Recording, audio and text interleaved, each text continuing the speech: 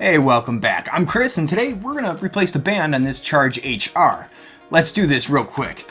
Now, this was not an actual Fitbit band, but one of the knockoff bands, so we're going to see how well it fits. So let's dig right into it. I was pleasantly surprised that they gave, well, the proper tools needed to replace this, because I did not have, well, the tools needed. I didn't have bits this small to go ahead and replace this.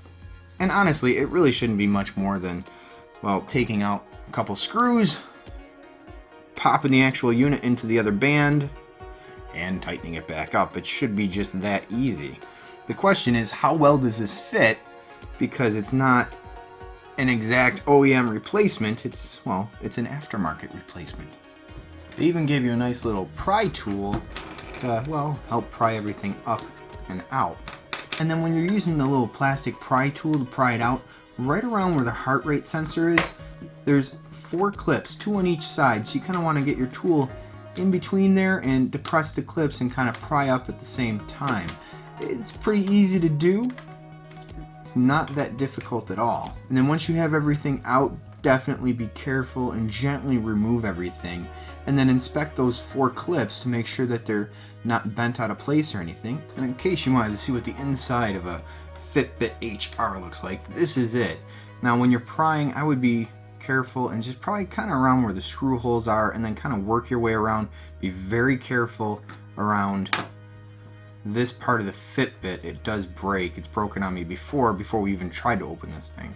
So when you're putting it back in place, also be careful so you don't break it. So let's put it back now, and it should really just be as easy as, well, snapping it back in place.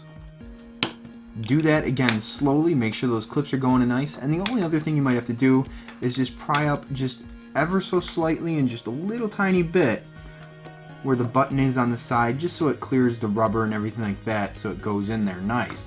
Just to go over it one more time and to be absolutely clear, there's 4 screws to take out. And then when you're prying it out with the plastic piece, there's 1, 2, 3, 4 clips you have to worry about. You also want to be careful around the button so you don't destroy anything there.